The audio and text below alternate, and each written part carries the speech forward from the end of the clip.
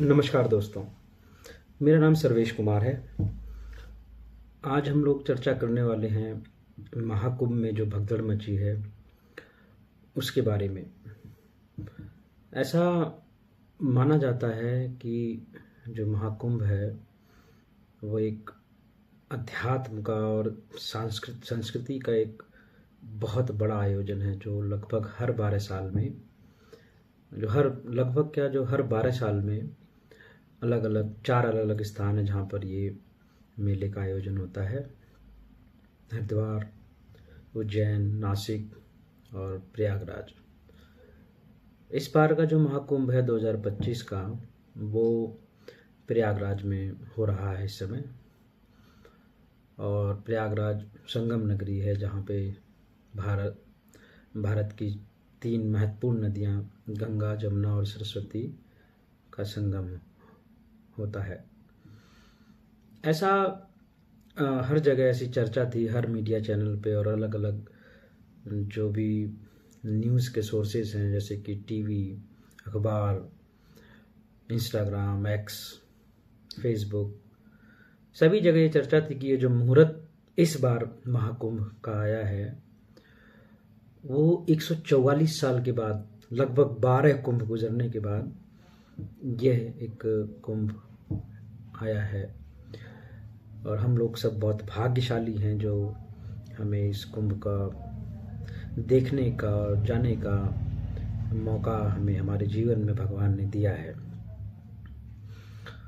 और हमारी सरकार का, यूपी सरकार का, योगी आदित्यनाथ का, उनके अधिकारियों का एक जो है उनका जो आइडिया था कि इस बार महाकुंभ में लगभग 20 करोड़ के आसपास लोग आएंगे, ऐसा एक नंबर उन्होंने अपने दिमाग में सोचा था।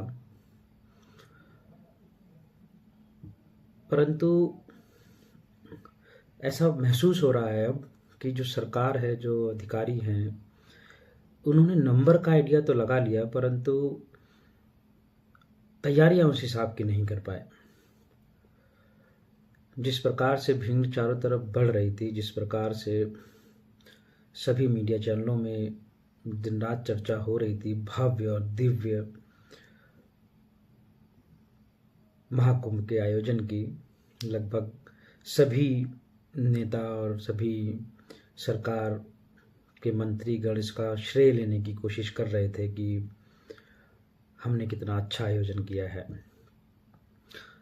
अच्छा भी लग रहा था कि चलो इतनी जनता आई है और भाव विभोर होकर के दर्शन करने, स्नान करने के लिए आई है। अभी तक तो सब कुछ ठीक ही चल रहा था, सब कुछ अच्छा था। परंतु मौनी अमावस्या जो कि 29 जनवरी को थी, कि सुबह लगभग 2 बजे के आसपास तड़के एक भगदड़ की सूचना आती है कि जो है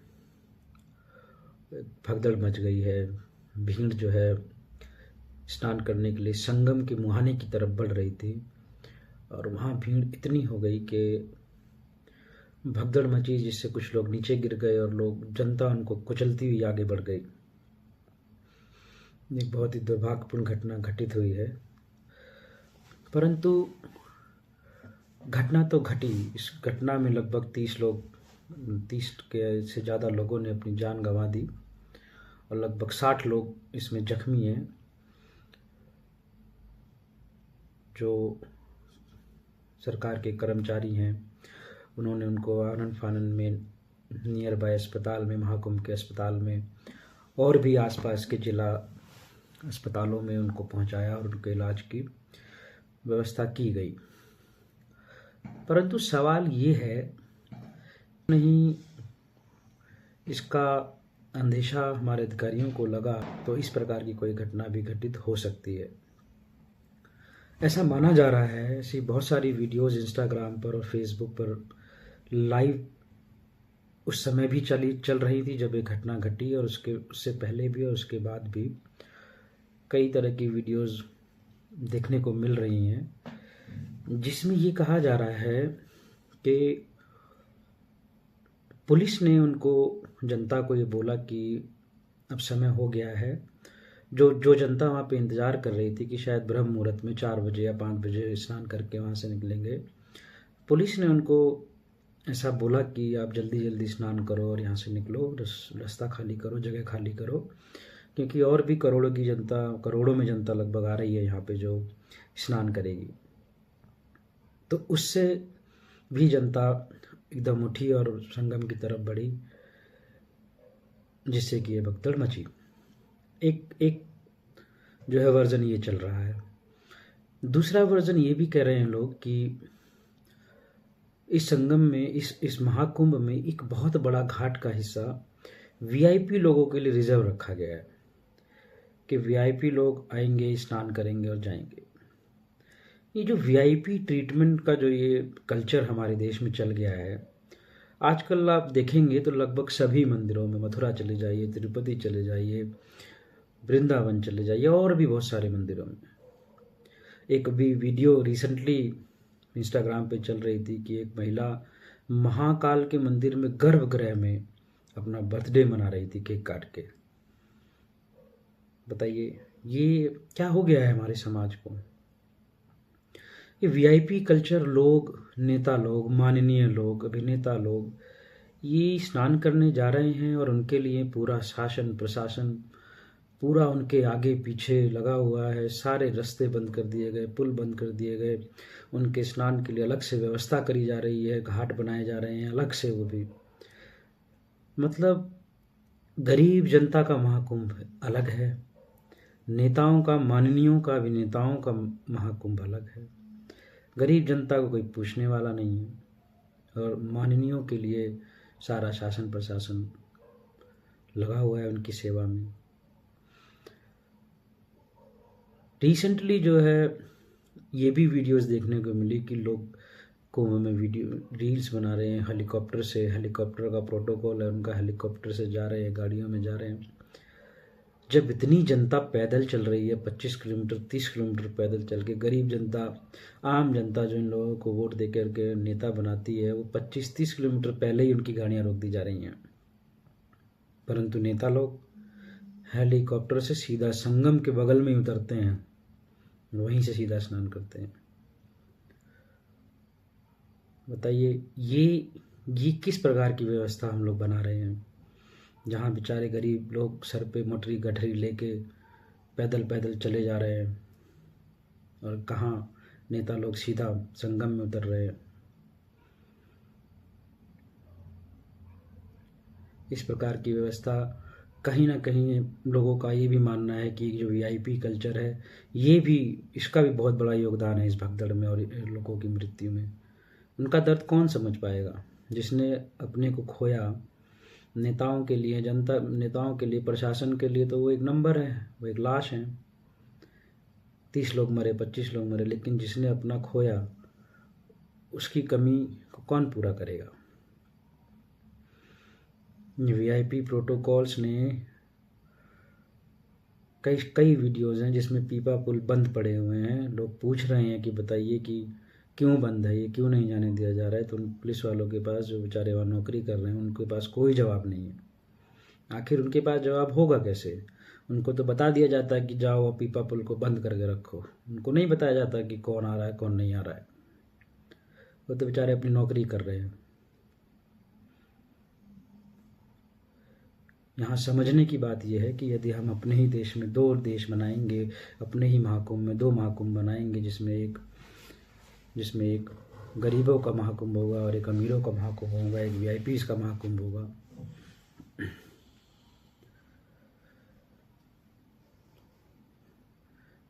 महाकुंभ समानता के लिए है, अध्यात्म के लिए है। अध्यात्म की राह में कहते हैं कि सब बराबर हैं, सब, कोई अमीर नहीं है, कोई गरीब नहीं है।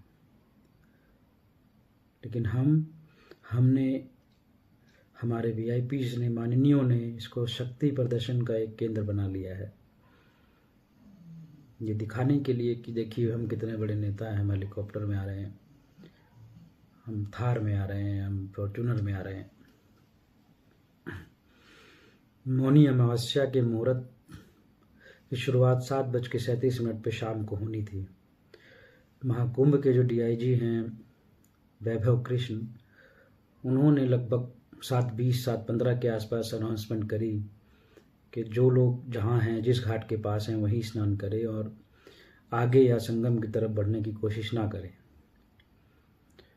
उनकी अपील थी कि आने जाने के लिए अलग अलग रास्तों का बनाया गया है प्रबंध। आने वाले रास्ते पे आने वाले धीरे धीरे बढ़ते रहें, कहीं रुके ना, कहीं भीड़ ना लगाएं, कोई रास्ते में ना रहे लेटा हुआ या बैठा हुआ, चलते रहें और इंतज़ार ना करें, समय से स्नान करें और अपने अपने गंतव्य के लिए निकले, क्योंकि करोड़ों लोगों की भीड़ अभी जो रास्ते में है या आ रहे हैं, ताकि सबको मौका मिले। उस समय जो हालात थे, जो विजुअल्स आ रहे थे, जो भीड़ के विजुअल्स आ रहे थे, मन में कुछ कुछ तो शंका ऐसी लग रही थी और जिस प्रकार से उनकी अपील आ रही थी, ये शंका हो रही थी कि कहीं कुछ गलत ना हो, कहीं कुछ गलत ना हो। इतना अच्छा दिव्य भव्य आयोजन है, कुछ गलत ना हो जाए, क्योंकि जहाँ इतनी भीड़ होगी वहाँ कुछ कुप्रबंध हो भी सकते हैं, कुछ दुर्घटना हो भी सकती है। लेकिन अब तो ऐसा लग रहा है जैसे प्रशासन बिल्कुल तैयार ही नहीं था, कोई प्रबंध ही नहीं था कि अगर कुछ घटना हुई तो उसको कैसे मैनेज करेंगे। अभी रिसेंटली खबर आ रही है कि वो उस समय में 2 भगदड़ मची। एक भगदड़ तो जो है सिर्फ संगम के मुहाने पे मची और दूसरी भगदड़ मची झूसी में। वहां पे भी कुछ लोगों के मरने की खबरें आ रही हैं, परंतु वो खबर तो बिल्कुल दबा ही दी गई। किसी मीडिया चैनल ने, किसी ने भी इसको दिखाने की कोशिश नहीं करी कि वहां पर भी भगदड़ मची है। प्रशासन उनके चप्पलों को, उनके कपड़ों को, जो वहाँ पे सामान गिरा हुआ था, जो चीज़ें गिरी हुई थी, उनको जेसीबी से उठा के ट्रैक्टर में डाल के वहाँ से हटा रहे हैं। क्या साबित करना चाहते हैं, क्या छुपा लेना चाहते हैं? अरे आदमी, सरकार, तंत्र अपनी गलतियों से सीखने की कोशिश करता है, परंतु ऐसा लगता है कि हम लोगों ने सीखने का तो कोई सिस्टम ही नहीं रह गया है, छुपा लेने की रह गया है। लोग ये वीडियोस तो देख ही रहे होंगे जो इंस्टाग्राम पे चल रही हैं, क्या हाल है लोगों के, बेचारों के। गरीब आदमी जो अध्यात्म की तलाश में या मोक्ष की तलाश में या जिस भी तलाश में वहाँ गया था, उसने अपने परिवार ही खो दिया। इन वीडियोस को देख करके मन व्यथित हो रहा है। इन वीडियोस को देख करके ऐसा मन में पीड़ा उठ रही है कि बताइए, जिनके लिए प्रबंध होना चाहिए था उनके लिए तो कोई प्रबंध नहीं है, परंतु माननीयों के हेलीकॉप्टर के लिए, उनकी सुरक्षा के लिए, उनके 4 लोगों के स्नान के लिए 4000 लोग, 4000 सुरक्षा कर्मी, 4000 पुलिस वाले तैनात हैं। बेचारे क्या करें, उनकी भी ड्यूटी है, वो कैसे मना कर सकते हैं कुछ भी हो। परंतु इनको तो समझना चाहिए कि जहाँ इतनी भीड़ है, जहाँ हम लोग नहीं जा पा रहे हैं, स्नान नहीं कर पा रहे हैं, वहाँ हम अपना तामझाम लाव लश्कर लेकर के क्यों जाएं? वहाँ जा कर के क्यों हम और व्यवस्था को खराब करें? इनको समझना चाहिए। इनको भी तो एक आम आदमी की तरह जाना, इनको एक आम आदमी की तरह चुपचाप जाके स्नान नहीं कर सकते ये लोग? अगर इन्हें इतना डर है कि हम बहुत प्रसिद्ध हैं, जनता हमें पहचान लेगी, हमें तंग करेगी, मास्क लगा लो, कैप लगा लो, गमछा बांध लो, मफलर बांध लो, जाओ चुपचाप नहा के आओ, चुपचाप मोक्ष को प्राप्त करो, चुपचाप पुण्य कमाओ। परंतु नहीं, हेलीकॉप्टर में जाके, थार में जाके, फॉर्चूनर में जा कर के आप अपने शक्ति प्रदर्शन करते हैं गरीब जनता पे। ये वीआईपी कल्चर ये जब तक ख़त्म नहीं होगा तब तक इस तरह की कुव्यवस्था किसी भी बड़े आयोजन में रहेगी। हो सकती है ऐसी कुव्यवस्थाएं किसी भी बड़े आयोजन में। क्यों नहीं सरकार ने ऐसा प्रबंध पहले से किया कि अगर भगदड़ मची तो क्या होगा, क्या किया जाएगा, कैसे किया जाएगा? हो सकता है सरकार ने प्रबंध सोचा भी हो उसके बारे में, लेकिन मैदान में, ग्राउंड पे तो ऐसा कुछ नहीं दिख पाया। ग्राउंड में तो बस केओस ही था। बेचारे जिन्होंने अपने परिवार खो दिए, बाद में उनको खबर तक नहीं मिल पा रही है कि उनके परिवारजनों की डेड बॉडीज़ है कहाँ पर। अगर घायल हुए हैं तो उन कहाँ हैं, वो कहाँ ढूंढे जाके वो लोग? कोई ऐसी जानकारी का कोई सिस्टम ही नहीं बनाया गया है। ये जानकारी कैसे दी जाए, लोगों को कैसे पहुंचे कि अगर किसी का कोई भाई, किसी का बहन अगर कहीं एडमिट है हॉस्पिटल में, तो उन तक जानकारी कैसे पहुंचेगी। वीआईपी ट्रीटमेंट, वीआईपी कल्चर खत्म होना चाहिए, सिर्फ मेलों में नहीं।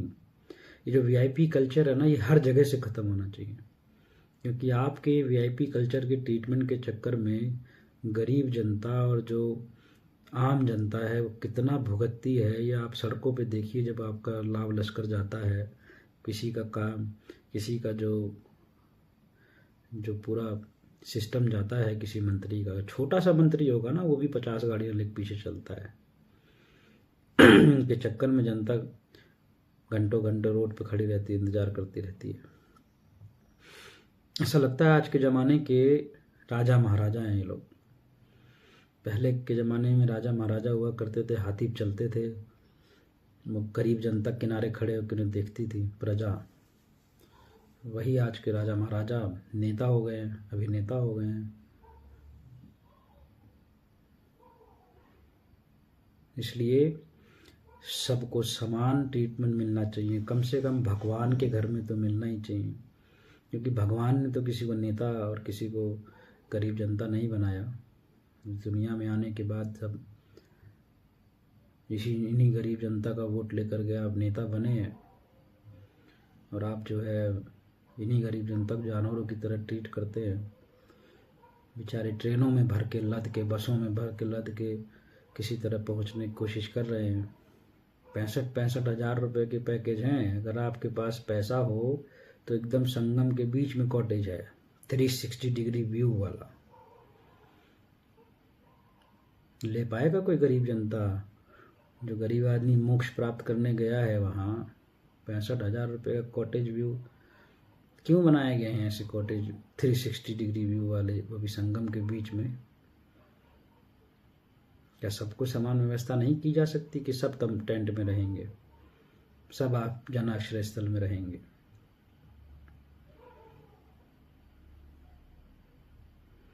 बहुत ही दुखद घटना है। मैं उम्मीद करता हूँ कि हमारी सरकार, हमारे प्रधानमंत्री, मुख्यमंत्री इस घटना से सीख लेंगे, क्योंकि अभी लगभग और भी 29-30 दिन बचे हैं इस आयोजन के। इस घटना से सीख लेंगे और कोई भी वीआईपी कल्चर को प्रमोट नहीं करेंगे, एंटरटेन नहीं करेंगे। सब जनता को एक समान ट्रीट करेंगे और सबको मौका देंगे कि सब अपनी अपनी श्रद्धा, अपने अपने भाव के साथ स्नान कर सकें। और जनता को भी ये समझना चाहिए कि संगम में ही स्नान करके पुण्य नहीं प्राप्त होगा। जैसा कि हमारे साधु संतों ने कहा है कि जहाँ आपको जगह मिले वहीं स्नान करें, पुण्य वहीं आपको मिल जाएगा। नहीं भी जा पा रहे हैं, अगर आप संगम पे नहीं भी जा पा रहे हैं, तो आप अपने एरिया में, अपने घर में जहाँ है वहीं स्नान करें। कहते हैं, रविदास जी ने कहा है कि मन चंगा तो कटौती में गंगा। तो अगर आपके अंदर भाव है, आप नहीं भी जा पा रहे हैं, तो अपने घर पे नहाइए। अपने आसपास अगर आपके आसपास कोई नदी है, कोई अपने सामर्थ्य के अनुसार, अपना जो भी आपका सामर्थ्य कहता है उस हिसाब से किसी भी ऐसी जगह में जहाँ ज़रूरत से ज़्यादा भीड़ होने की संभावना है, बच्चे, महिलाएं, बीमार लोग जाने की कोशिश ना करें, क्योंकि जरा सी भी भीड़ भाड़, धक्का मुक्की में सबसे ज़्यादा नुकसान महिलाओं को, बच्चों को ही होता है। जरा सी भी धक्का मुक्की में सबसे पहले वो साड़ी में उलझ के या फिर कैसे भी नीचे गिर जाती हैं, और फिर उनके ऊपर से भीड़ ना चाहते हुए भी अगर पीछे से धक्का लग रहा है तो वो आपके ऊपर चढ़ जाएंगे। बीमार लोग जिनको किसी तरह की सांस की समस्या है, किसी तरह की कोई भी अन्य बीमारियां हैं, वो भी भीड़ भाड़ में और धक्का मुक्की में वो भी उभर सकती हैं। इसलिए लोग अवॉइड करें और जो ऐसे अमृत स्नान वाले दिन हैं उन दिनों को तो बिल्कुल ही अवॉइड किया जाए, क्योंकि ये स्नान साधु संतों कल्पवासियों के लिए, जो वहाँ पे कल्पवास कर रहे हैं, उनके लिए ज़्यादा महत्वपूर्ण होते हैं। आप लोग आम दिनों में भी जा कर के स्नान कर सकते हैं, और संगम में स्नान करने की एकदम ज़रूरत नहीं है। कहीं भी आजू बाजू जहाँ भी आपको जगह मिले वहाँ पे आप स्नान कर सकते हैं। अपना अपने परिवार का ध्यान रखिए, और मृत आत्माओं की शांति के लिए हम सब प्रार्थना करेंगे। धन्यवाद।